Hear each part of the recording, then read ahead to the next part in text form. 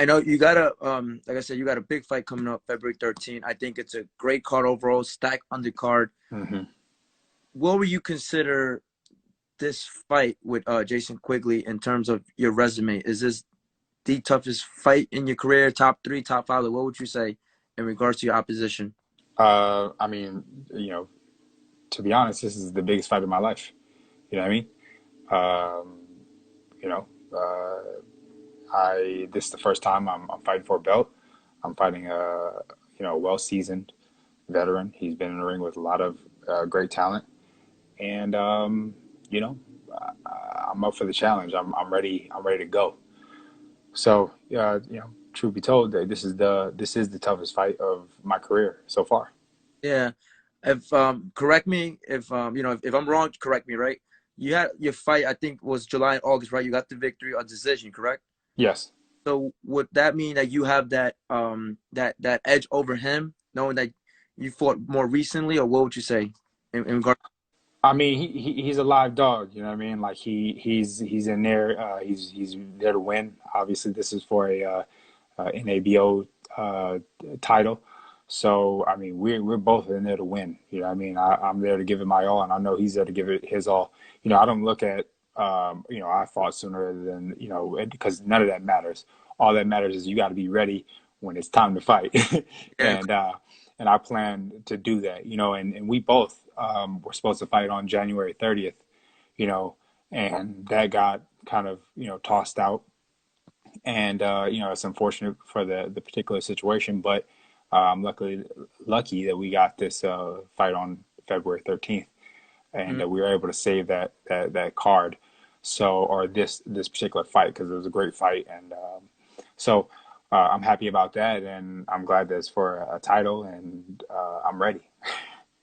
a lot of the viewers or the boxing fans that follow the sport of boxing, um, like you, I know the fighters as yourself are going through something new in terms of not specifically training camp, but in terms of COVID testing. For all the viewers and fans that are just curious, like how does that work? Do they test you guys every week, every 3 days? Like just if you could specify how that works for the sake. Um, so I have been testing like every week, and making sure that the people that also I train with and things like that are testing and stuff like that. So they make sure that we are aware of our surroundings and the people that are around us. Okay, okay. So at this moment, everything's going well, no issues at all. Everything's going great, man. Great, great, great. What I was gonna say, like, what do you think is Quigley's, I guess, his strengths? What would you say would be his strengths going Well, to? he comes forward. I mean, he's a skilled fighter. You know, what I mean, he's also was a great amateur. He has, um, knowledge in the ring, things like that. So I think that those are some things that is to his benefit. I'm sure that he punches hard, because his record shows that. Um, Yeah. So, I'm expecting the best Jason Quigley, because I want to show people how great I am. Because Mm, if I have the best Jason Quigley in there, I'm not looking to have, just some whatever fighter in there. I want somebody in there to help me raise my level, help yeah, me raise my stock, because if I have a whatever Jason Quigley, then people are gonna go, oh, whatever.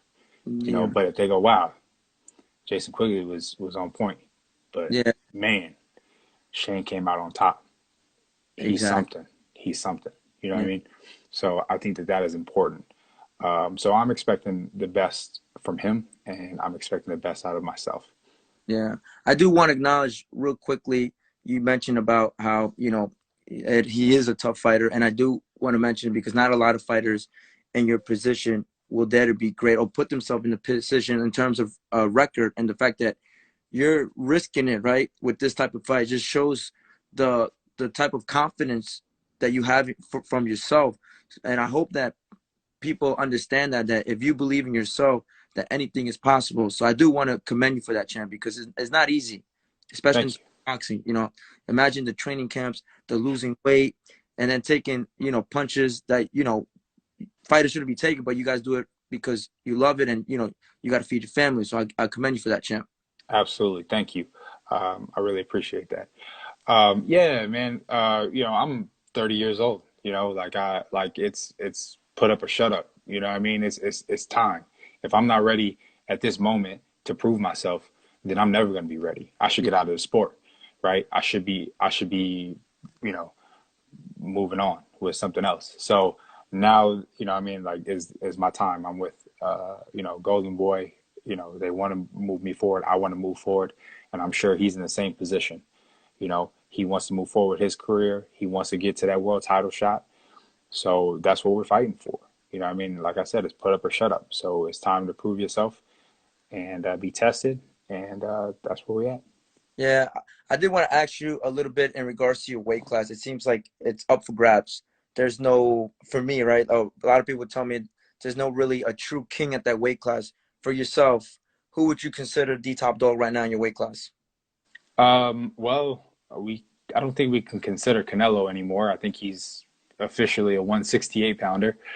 Um, so I think I would say right now it would most likely be Jamal Charlo.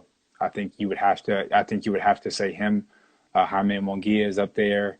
Who else is at that weight? I think Demetrius Andrade is there as well. And the wait, is he WBO? Uh, Uh, Nature's Andre's WBO, WBC is Charlo. Who's the IBF champ? I just forgot who's the IBF. It was Danny Jacobs. No, it wasn't Danny Jacobs. no, no, no, no. It's no, no, no. It's not Charlo. I thought it No, was I'm trying to remember who. yeah. Yeah, now I'm like confused. John Blanks. Triple G's IBF, I believe. Yeah, Okay. So yeah, those guys. I mean, like all those guys are there for a reason. They're champions for a reason. So they all have their position, their status, and they are, forces to be reckoned with. yeah. I want to get in the conversation. That's it. Winning this fight, like I said, I know you're the type of guy that you never look past forward your opponent until you get the job done, right? And like I Mhm. said, after February 13th, I guess you could kind of discuss a little bit more. But I think when you regard those names, Jaime Munguia and yourself under the same banner, same promoter, like I think that's a fight that I think fans will be pleased, especially for 2021, where a lot of fighters are calling each other out on social media. So I personally, yourself and Munguia, if like I said, you get the job done, like whatever happens, Mhm. you yeah, I think will be a great fight on Golden Thank Boy you, with great thank fight. you, thank you, thank you. I Mhm. appreciate that. Yeah. I was also gonna mention, what is your take on like boxing getting out of their relevant element in terms of a couple years ago, fighters would just fight within each other, but now it seems like boxing is expanding, like YouTube boxing, exhibitions and whatnot. Like, what is your take on that? I think it's great. I think it has its part in the sport. I mean, I think that obviously we're getting a lot of traction from that. We're getting a lot of younger fans and just people that are casual boxers. I think that that's good for, like, I mean, I think that's good for the sport. The more eyes on a particular situation is more money and more, attention. So I like it personally. I don't always particularly like the guys that are doing it, particularly Jake Paul and Logan Paul. But they're there because of who they are. Because you know they can get people riled up and stirred up, and that's what people like. Oh, we're gonna beat their ass. You know what I mean? Or we want to see them get their ass beat. So they're able to put on fights and they're able to make a lot of money. So I think that that's pretty cool, and that they're able to do that, and they're able to bring attention to the sport that I love. Yeah, I don't know if you like would agree with me, right? I was very young when Mike Tyson was in his prime, right back in the day. I was probably like 2 years old when he was Mm, conquering the world, right? And the fact that I was able to see him at what 51, 52 against Roy Jones, like it gave me a good feeling to say, wow, like I was able to understand and see it for myself, and I understand how important he was to boxing, right? yeah. I don't know if you would agree that that was a great exhibition between the great champions.